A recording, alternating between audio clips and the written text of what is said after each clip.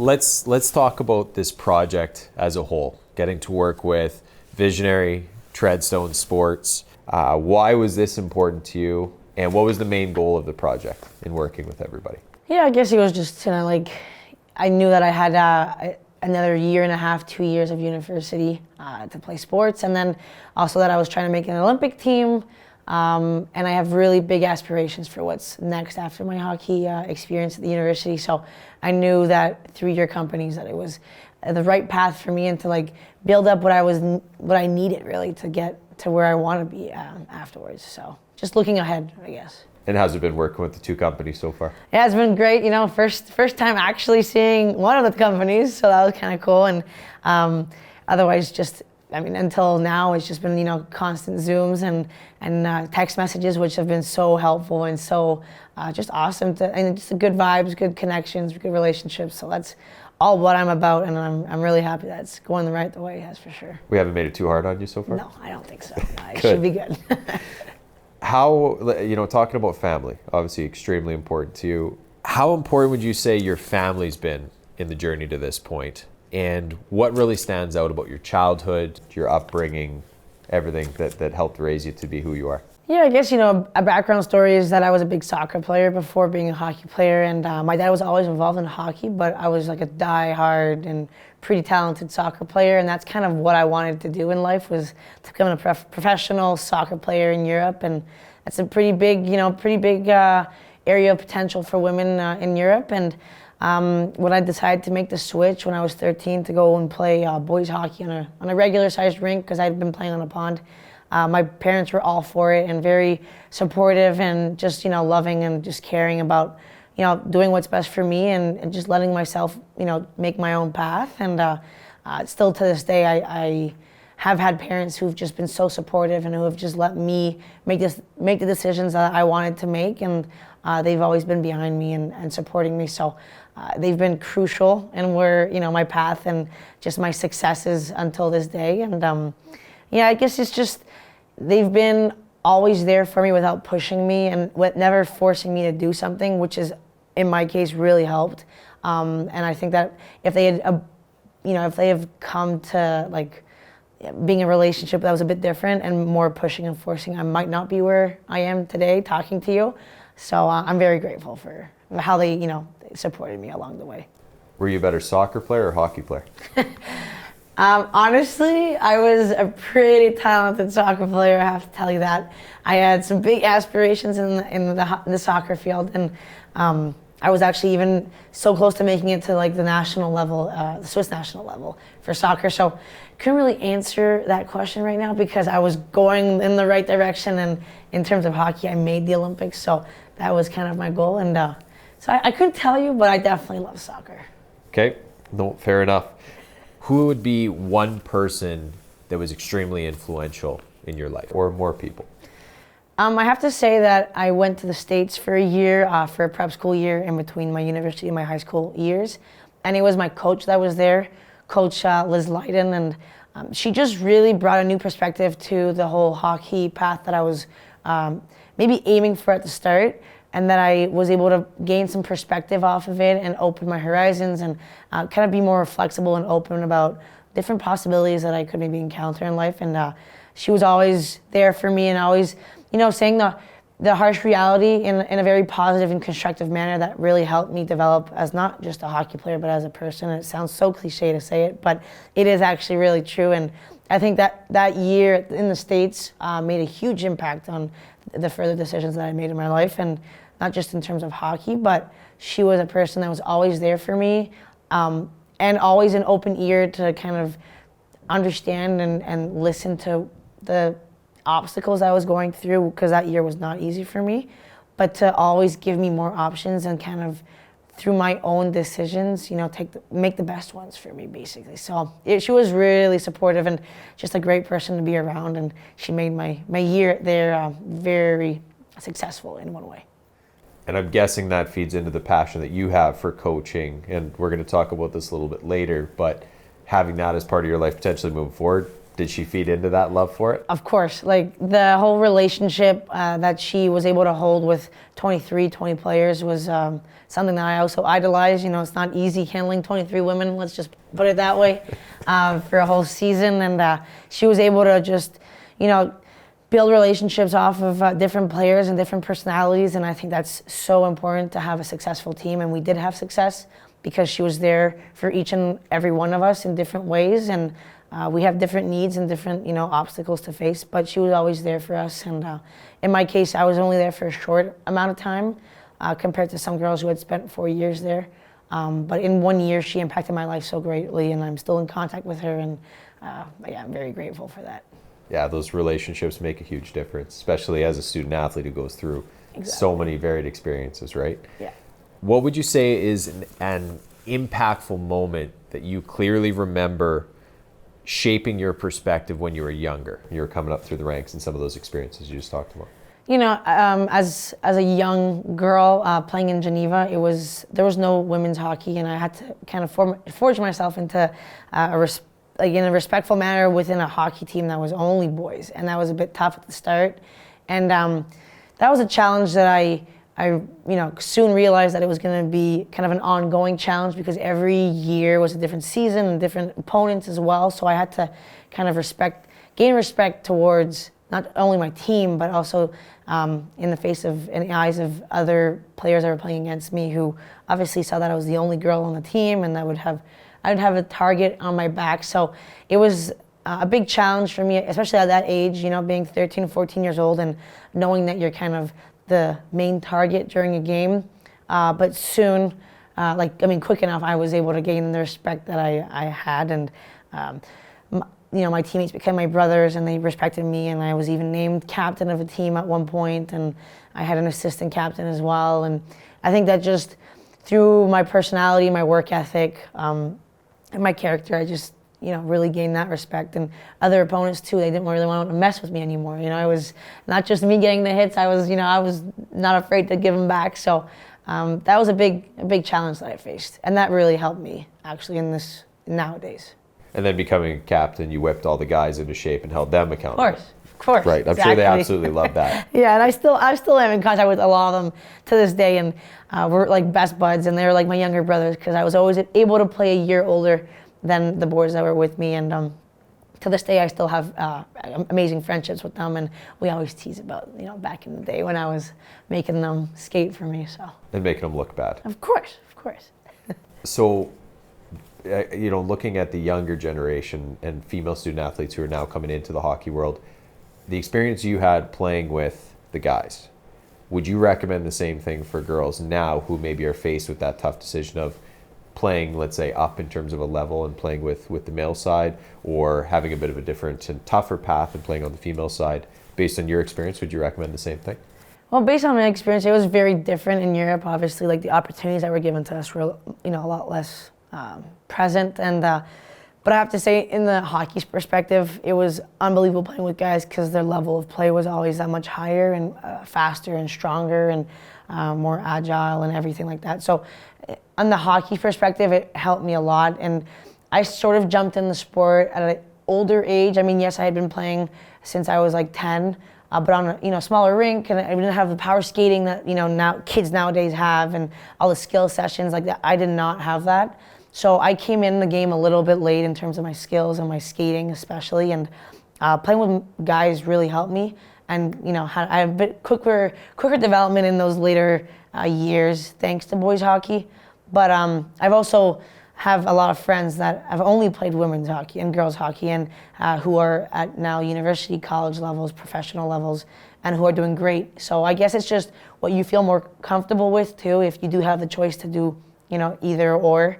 But I'm definitely grateful for, you know, the path that I was able, well, I didn't really have a choice, I have to say, but that I was given and I was put on, and it just also forged my character and my personality traits, and just kind of developed me also as a human being to not make myself, you know, just think I was lesser than guys because they were bigger than me or tougher than me. Then I gained a lot of respect, and just of my person, but also as a player too. So I recommend both, and if you can try with guys, then do it. But you know, it's really up to how you feel more comfortable.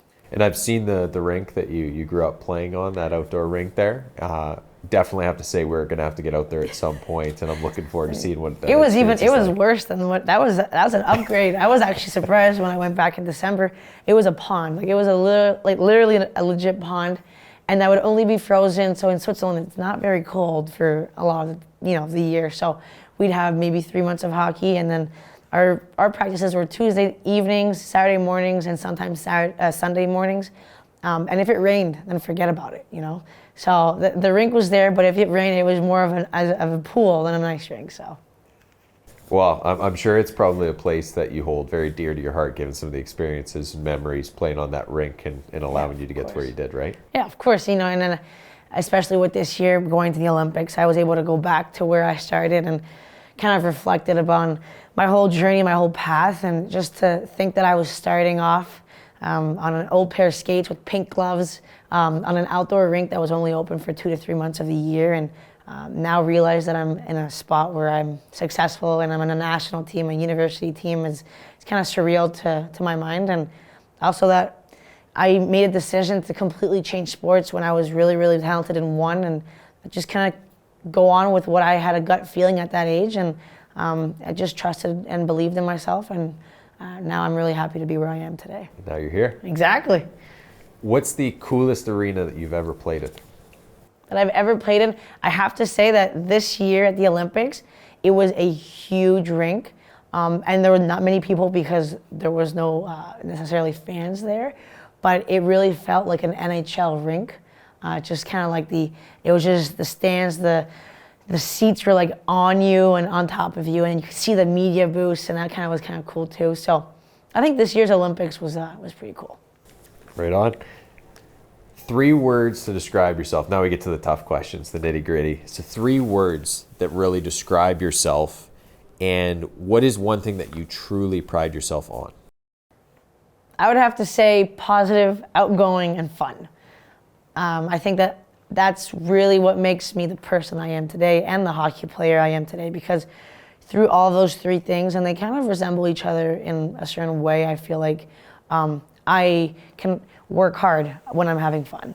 I'm outgoing, so I have a lot of relationships, so I'm easy to talk to, so I have a leadership role. So I think all of those 3 words really tie into a lot bigger, bigger variety of words that can maybe also sum up who I am. But a huge part of it is having fun, and that's what I really pride myself, is that I wouldn't be here today if I wasn't having fun and if I didn't enjoy what I was doing and have a passion for what I was doing. So I really, that's one value that I have, and I stick to also for school, for work, for family, friends.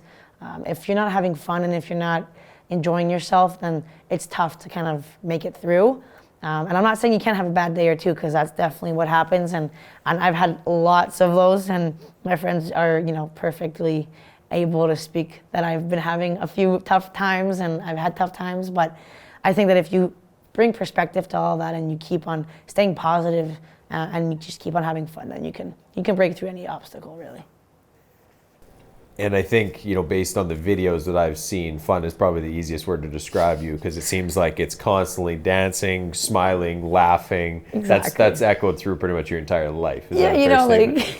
it's funny, because the other day I got back to Montreal, and I hadn't been at practice for 2 months with them since December 10th, and I walked in, and my coach immediately came to the locker room and was like, "Wow, is it a little bit noisier here since Kaleigh's back?" So, I definitely just have fun with that, and I really make myself, my presence felt, but also I want to make an impact on my friends and my family, and if I can bring fun to the table and if they can feed off of that fun, I think that there's only a path to success. So I try and be myself and have fun dancing for sure.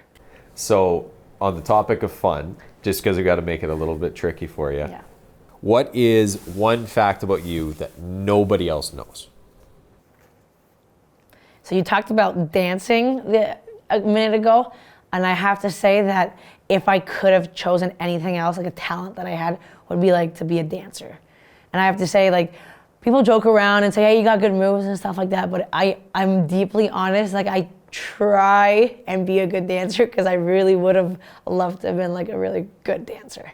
I have to say. I almost put you on the spot and asked you to bust out the dance moves. Are we talking break dance? Are we talking ballet? Like what kind of dance moves are we working with? Actually, fun fact, kind of that ties into that is that I was a ballet dancer for a year.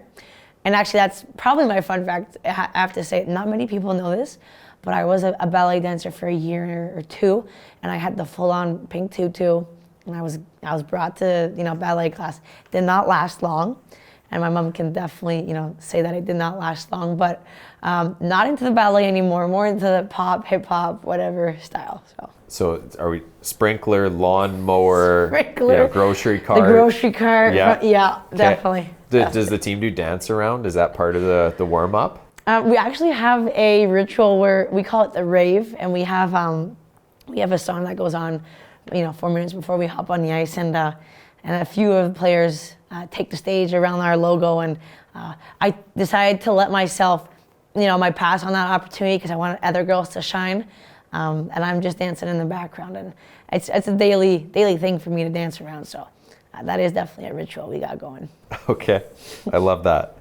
So getting into, you know, more of the hockey specifics now, talking about, you know, the experience in Montreal and just the experience, you know, growing up and getting to this stage. Let's talk about your younger years. How did you get into hockey, and what was it that you loved most about it? You know, making that transition from soccer and choosing hockey. What was it that you loved so much about it that you had to stick with it? Yeah, you know, so my soccer years were amazing, and when I was 10, 11 years old, I was able to start hockey on that pond, and that made a huge impact on my life because it was a different sport, and I really love to play sports, and I think I consider myself a pretty well-rounded athlete in general, like whatever sport I pick up, I'm pretty good at. So going into hockey and seeing that I was pretty good at it was awesome, was, you know, obviously a point where I was like, oh, this is kind of cool, I'll keep on going because I'm good. But my dad at the time was involved in hockey in Geneva, and he was the president of the hockey team, so our kind of NHL team in Geneva. And like I said, he never pushed me and never forced me to do anything, but my life was to go to hockey games on Tuesdays, Fridays, Saturday nights, and to be a rink rat, basically, with, you know, our NHL guys. So in my mind, you know, the players that were playing there were like an Ovechkin for me, or Sidney Crosby, or McDavid for me. So I would look up to them, and I was literally friends with them. They knew my name, they knew who I was, and I was able to go on, you know, after their practices and shoot pucks around and pass with them, and they would really make me feel, you know, included in the whole hockey atmosphere. And I think that really helped me in being like, okay, so this is kind of a cool sport. I think I could, you know, I could do something about it. And then just obviously being at those games was the speed of the game, the physicality of the game, and just seeing how intense it was. And then that just kind of made me, you know, light up a fire inside of me and say, hey, like, I'm going to try this for real on a real rink with a real team. And I did not regret it one single bit when I started it. And like I think I said, the whole physicality, intense, and never a dull moment in a hockey game. And that's what really kind of pushed me towards hockey. So. And your path wasn't easy. You ran into a bunch of different obstacles and disruptions and tough decisions along the way. So what were some of the biggest challenges that you faced in the sport that helped shape who you are today, that you had in the sport, and maybe one or two moments that really resonate with you? Yeah, you know, the whole going into a guys hockey team was a tough one for me, and I was playing guys soccer for my whole life, and you know, I was used to that too, but you know, it's a new team, a new kind of challenge. It was, you know, a speedy game, and I was not the most, you know, I was not the quickest player out there, but I think that through my character and through who I was, I, you know, quickly gained respect, and so that was obviously a challenge that I faced. But then I have to say also, having the chance to be to represent my country at a U15 level, which was a pretty awesome opportunity. But at that time, I was the only player that came from my region, so it was tough for me to also kind of have to crack into a new team because most of the players would speak German, so my German wasn't 100%, you know, at that time, and to just always have to make an extra effort to be part of the team or gain respect in somehow and in some way. So that was always the extra effort that I had to put in, maybe compared to certain players, and which was a bit tough at that moment. But looking back at it, I'm really happy I did so and I had to do so, because now every single time I have an obstacle that's in front of me, I know that I can surmount it, and I can definitely go past it and break that barrier of I'm scared, you know. And I've already been in positions that I've been scared, but because I had to push myself to kind of get past that moment to make the team, like I've done it a few times, and that's what I'm continuing to do. So you represented your country, U18s, multiple times. How did that feel, and where does it rank in terms of your athletic achievements? It's pretty unbelievable. I think it's way up there in terms of proudness and just like excitement to be able to represent your country and be able to wear, in our case, you know, our little cross on our chest. And I think that I've been having, you know, I've developed as a player and to become more and more important for my country in terms of hockey players, and just being able to start off at U15s, do a year there, which was a bit more of an introductory year, and you get the feeling of what it takes to be committed, you know, on a monthly basis. And then being able to step into the U18s and win a medal with them my first year, to actually get promoted to the top division and play against Canada and the States the years after that. And that's just been unbelievable. And it's just, you know, continued to have a snowball effect. And now I'm, you know, on an Olympic team, which is absolutely a dream come true. And you got the chance to be part of the leadership group as well at the U18 level.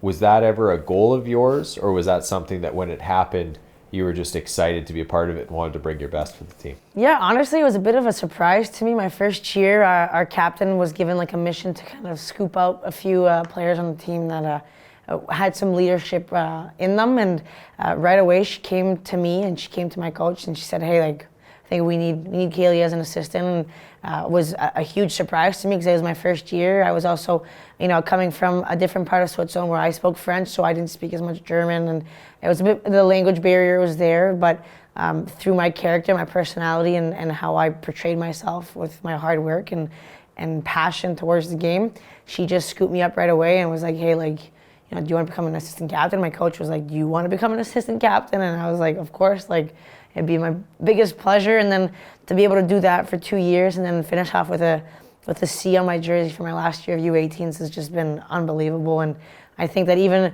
if I don't have a letter on my jersey, it's just my natural character and my natural personality to be a leader in a group and to try and, you know, bring my team together and direct them into the right path. So it's just been nothing but an honor to And are you the vocal leader who, you know, comes in and is screaming at the group to get them fired up and really leads with the voice? Or are you the quiet, I'm going to go out, play a certain way, lead with my actions? Or are you a balance and a blend? So I have to say I'm a bit of a louder one, but I do have that side that's more hype, motivation, like let's get it going. But I also have another side of me who is very vocal, but in terms of like being serious and sticking to a game plan and just reminding, you know, my teammates that what we have to do in order to win and be successful. So definitely a bit more of a vocal one, and I try and get my troops motivated and hyped up, and I think it works for the most part. But I also try and calm that down at times and bring back more seriousness into, you know, just how we have to play in order to be successful. So a little bit more vocal than calm. For some reason, that doesn't surprise me, and I'm not sure why that is, Exactly. but it wasn't a complete shock when you said that. Exactly. So what advice would you give other female players who may go through the same challenges and adversity and obstacles that you faced? I think just reminding yourself why you're doing it and why you're here in the position that you are in, and whether that's in hockey and in life. And in terms of hockey, it's just to keep on having fun while doing it, because I think that if you lose the fun aspect of it and you're forcing yourself to play the game, you won't be successful, or you won't get to where you want to be.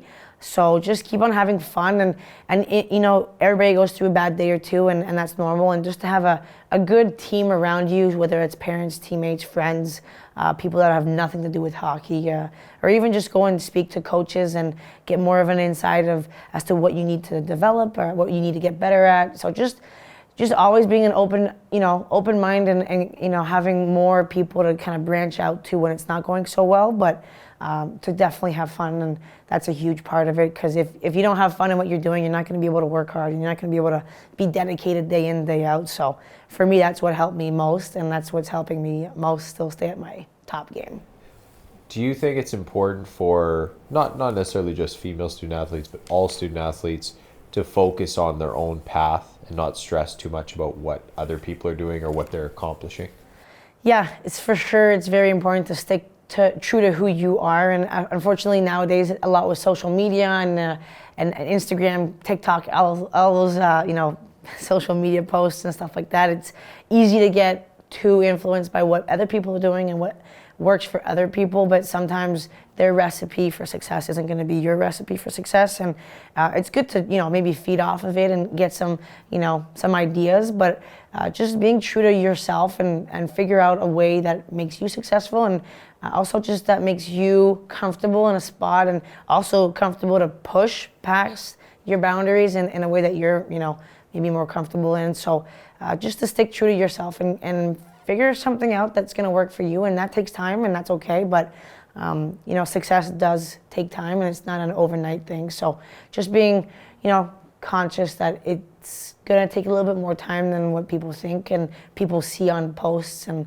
it's easy to see a 1-minute video of a success story for 6 months, but you have to go through 6 months to get to where you maybe want to be at, and just be mindful of that. So yeah, and typically on social media, you're not seeing the flip side of the coin. You're seeing all the positives and all the success stories, and you think that that's all that's happening. But something that's unique about your story is the combination of the work ethic and your mindset. That really seems to be two things that were always there that have helped you get to this point. So is your belief that other people should really focus on that with their own path, and that success will inevitably come if you stay true to it? Yeah, I think so. And you have to be mindful that, like I said, it does take time, and people do portray only the positive sides, but it's okay to have a bad day and even just a bad period, in your season, or just what you're going through, because being a student athlete also means that you have a whole academic branch behind it, and that can take a lot of stress on your game. And you're going through your best years of your life, but also adolescence, kind of pre-adult life. So you've got a lot of different things happening in your life, whether it's friendships, relationships, family, friends. So just being mindful that everything does happen for a reason, and you figure out who your team is and who's there for you, because I think that's the most important, is to be able to communicate and to have somebody to talk to, and just to help your time. And if it's a bad day you're having, then that's okay. You can go through your emotions, and I think what's also very important is to just live your emotions 100% and not be afraid to show that maybe you're not having such a good day, because I think that everybody has somebody in their life that can push them up. And just being mindful that so many things go around, and that can affect your hockey, that can affect your school, but just have fun and keep it light. And if you're not having a good day, then just focus on the simple things. So. Okay. On the topic of somebody who can bring you up, who is the most influential athlete that you've witnessed in some way, and why are they the most influential to you? It's a tough question, to be honest. In the world of hockey, there's a few, and they're mostly just teammates of mine that have come through my path, who have dealt with injuries or so on and so forth. But I mean, maybe like a Roger Federer, such a big legend, Swiss tennis player, and who's obviously like a hero of our country. But he's gone through so much and just built who he is today, and he's gone through so much lately with injuries and just people questioning him and saying, is he still good enough to be in the top, part of the rankings. But I think that what makes him so special is that he, like he says, he concentrates on himself and does what's best for himself, and he surrounds himself with a team of people who believe in him and trust him and are there for them. So, I think that's also, I've never met the guy, and I really wish I did, and I do have the chance to maybe one day. But from what I've heard and seen is that he really takes pride in what he does and how he gets to places with the team that he has, and he's just a nonstop athlete and just works so hard to be who he is, and he has worked so hard, so he's pretty influential. But I think there's a lot of teammates of mine who've gone through a lot, and that I definitely have been there for them, and I've been able to help them in their career and their path, and they've also been pretty influential for me.